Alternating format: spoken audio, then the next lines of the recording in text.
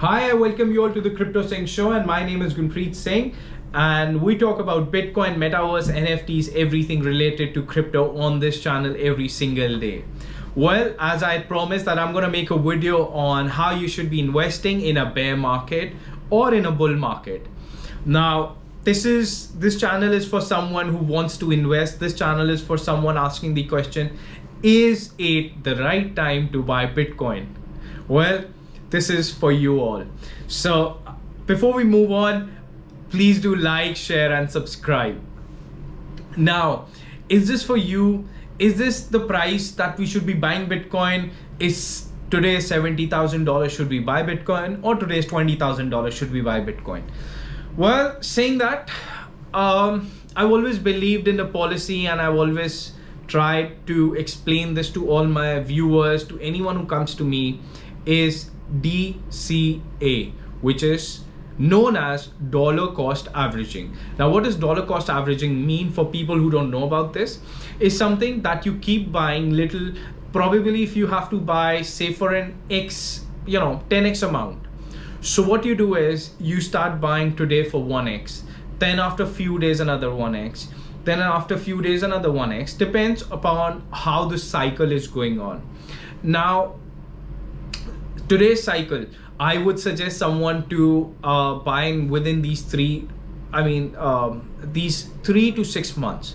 So I would start from now to 6 months. I would just do dollar cost averaging and just leave it. Now, why is dollar cost averaging so important? Is because you are not timing the bottom. And for example, today you bought Bitcoin at about, say, 1,000. This is just an example, for $1,000. Now tomorrow it goes to 2,000. The amount that you bought, you're already in profit. Now you bought it for 1,000. Now if this goes to 500 or 600, you're again buying more.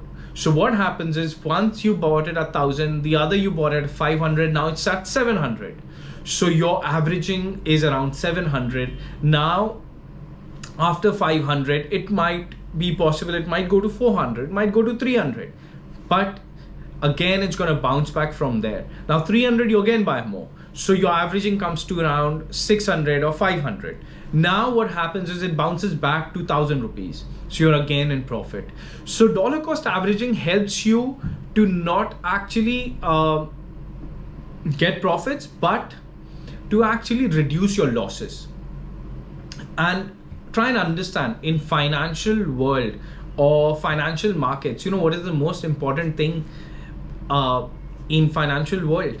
Do you think it's about earning money, or do you think it's about earning high percentage money, or do you think it's about capital? I'll tell you, the most important thing is to retain your money. Now, to retain and grow. Now the point is that you don't want to lose a lot of your money.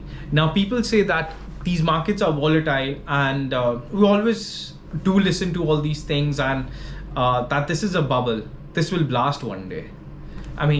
Okay, so if you do believe this is a bubble, I'm sure you're not watching my video. And if you know this is not a bubble, is exactly why you're watching my video. So this is basically for people who believe in crypto. Now, this is what dollar cost averaging is. It will bounce back. I am extremely bullish on Bitcoin as a long-term bull. But for these few months, because I think we're in a bear market, I think it's a bearish sentiment, and we should invest sensibly, and we should invest with very little money on every step. Now the thing is that, say tomorrow, if you see something good and like probably medium, like for now I see that the charts are showing that there would be another bearish drop that would be coming in. So for this, how am I preparing myself? Is by not investing the entire amount right now, because the charts are showing me that we are not going bullish for now. So what I'm going to do is dollar cost averaging at these prices. I'm not looking in for the bottoms here.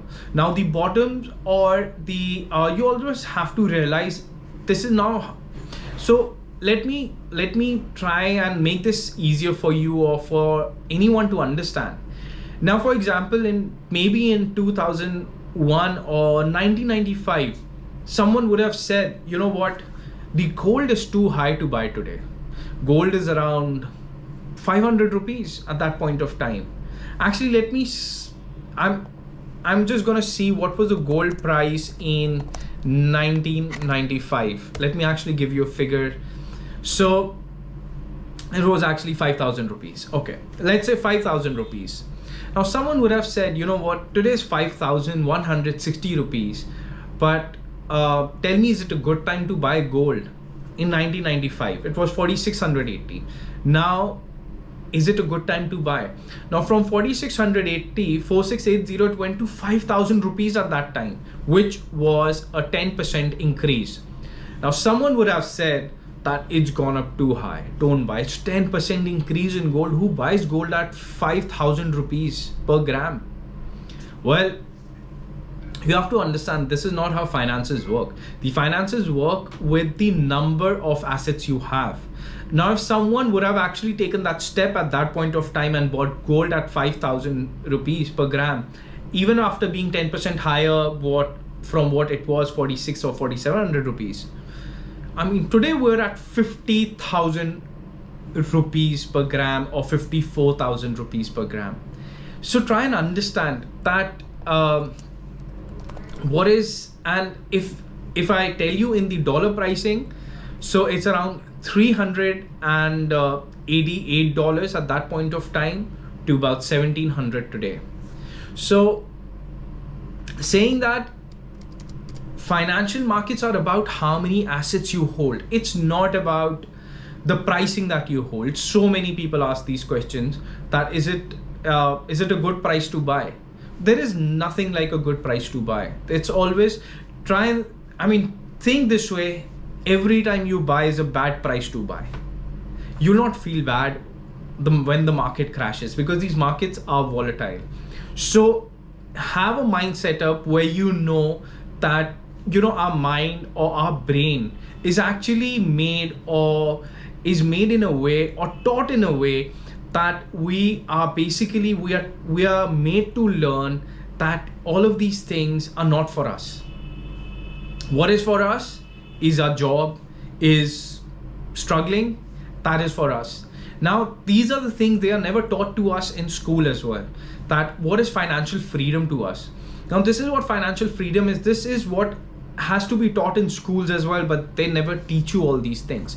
Because if you become financially free, who's gonna get jobs? Who's gonna come to the governments? There's a lot behind it. But anyways, not getting there. But this is how the financial world really works, is about how many assets you have. So why think about the price of an asset? And especially when you know you're in a bear market. Now, for example, if you knew that the gold price was 5,100 or maybe $390 at that time, and it's come down to 350 or 300, why won't you buy that? And why would you even question that at that point of time? When you know we're especially in a bear market, what is better than actually doing a DCA or dollar cost averaging at the bear market bottom? Try and understand the implications of it, what benefits you're going to have after few years. And few years here, these are markets that last about a year and a half. Now, these are not those old markets where it's going to last about 10 years. Within 1.5 years, the markets are going to bounce back, the things are going to change, the entire scenario will change. And then what will happen to the price of the Bitcoin? Next cycle, we are definitely going for 100,000, and trust me on it, Bitcoin will be 100,000 next cycle. So this is what financial freedom is all about. Now, is it the right time to invest in Bitcoin? Again, as I said, no, don't invest. Think it's the worst time to invest in Bitcoin. So what you do is dollar cost averaging. Now, this is the one part of your investment in Bitcoin. Now, what happens next? Let's talk about Ethereum. Let's talk about Solana. Let's talk about Matic, all these coins. Now, if we buy Ethereum at this point of time where it was $5,000, now today Ethereum is around 1,500, 1,400, and we're still thinking about buying it. Ethereum was around 900, 800. I don't know how many people bought it, but I definitely bought a lot of Ethereum at that time. So eventually what happens is that these are the time that you buy Ethereum. These are the times that you buy. Now, what you do after buying is take them, get interest on it. Don't sell them because of tax purposes and all. Sell them if you really need it. Otherwise, just take them, keep gaining interest on it. And once you have so staking is another part. So what will happen eventually is, staking today you'll not realize, but after a year or two, this staking also becomes a bigger value. Why? Because they don't give you the stake in US dollars or any other currency. They give you stake in Ethereum itself. So if you've staked, say, few Ethereums, and you get about half Ethereum at the end of the year. Now that half Ethereum might be worth $5,000 next bull cycle, where I think Ethereum is heading to $10,000 next bull cycle. So try and understand that this is how you do an accumulation. Now, scientifically or theoretically or data wise, if you actually see any trader who's actually traded, say, in a market where he's earned 50% and he's been an erratic trader, he's actually lost money. And a person who's been accumulating slowly and steadily has actually gained more money than that person itself. Now, if you don't believe me, actually see all these bigger companies, that's how they do. They don't, why do you think that this might be a question on so many people's mind, that why don't they buy Solana? Why don't they buy Matic? Because they will not get into such a volatile kind of crypto. What they would get into would be Bitcoin, because that's not volatile for them, and it's the least volatile out of the most volatile market. But saying that, they'll get into Bitcoin. Now, getting into Bitcoin would for them, what they do is they look for those 5% or 10% or 15% gain. They are not looking in Matic for about 100% gain, or Solana for 1,000% gain, or any of these coins for that much percentage of gain. And also the coins that I'm taking the names of, I'm not promoting them. I'm telling you this just for for understanding purpose only. So anything that I say is, again, not a financial advice. Again, please do your own research. But this is what I personally feel is the way to go forward is DCA. After you buy it, start staking it. Now, so many coins, if you want to take risk with your 5% of your portfolio, so many coins give you the airdrops. Now, these airdrops are in face of other cryptos. Now, these cryptos in the last bull cycle, actually what had happened is there was a coin that people had staked and they got Wi-Fi, which actually went 4 times the Bitcoin price. So sometimes you do get these airdrops, and probably if you stake or buy BNB, you're gonna get a lot of these airdrops into all these coins. So if you buy BNB, it's something that so what happens is, eventually you try and understand you're accumulating for next 1.5 year. Once the next bull market comes in, you will see your portfolio grow like anything, and those percentages can't be even described about how. And then you might feel stupid of not buying more, or even trying to think at that point of time that you would be regretting that I should have invested at that point of time. But eventually, this is the reality. You are in a reality now. The prices have already gone up, and that is when the FOMO would change. All the retail would again come in. People would be again buying Bitcoin around 60,000, 70,000, 80,000, 90,000. I mean, last bull cycle, we touched 19,000. Who thought that 50,000 also there would be buyers, or 60,000 also there would be buyers? But once we touched 70,000, we came back we touched 68,000, we came back to 60, 62,000, there were buyers there. And at around 30,000, there were buyers, 40,000, there were buyers. So next bull cycle, 80,000, 90,000, 100,000, you will find buyers at that point of time. So this is a special video for a bear market. This is how you should place yourself into bear markets. Look into the NFTs, and this is not the time to really check your greens. This is not the time that have I earned this much or not earned this much. This is the time for accumulation. And why I made this video is for you to understand that accumulation is more important than the percentage gain at this point of time, because you're in a bear market. Now what happens is, comes a bull market. Now what do you do in a bull market? Now you have to realize you've accumulated enough. Now it's the percentage gain that changes, and you will soon know. How would you know? Once you cross the previous high of the bull cycle, which is 68,000. You know you're in a bull market if you cross 70,000, won't you know? Of course you would know that this is a bull cycle now. Now, why do you think that selling at 70,000 would make sense, or 75, 80,000, 85,000, 90,000 would make sense? I'll tell you why. My first answer to this is because there would be no one in loss at that point of time. Try and understand, if you've crossed all-time high, that means that there is no one who has loss right now. So what would happen actually would be more of sellers than buyers, which is just a human, this is just common sense. There's not any data that I'm trying to show you. This is common sense that we're going to have more of sellers at that point of time. Now what happens is every 5,000, 6,000, 8,000, keep a disciplined target for yourself and keep selling at those prices. Don't hold on to it forever. Do hold on to a certain percentage of your portfolio. But what is important is the money that you've invested, and percentage on it has to come out. So if you made 2 times your money, take that money out.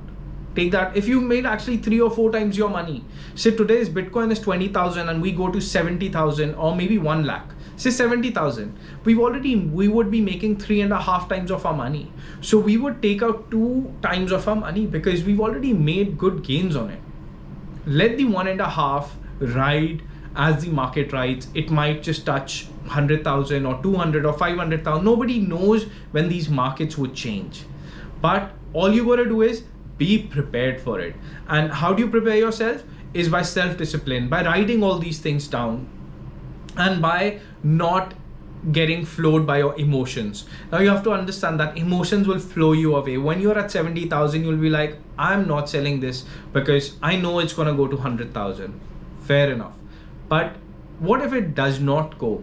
So try and understand the risk management also. So with all these things also comes risk management. Now, what was the risk when you bought Bitcoin at 20,000? Well, the risk was that it might go down to another 14,000 or 20,000, which is 50% risk.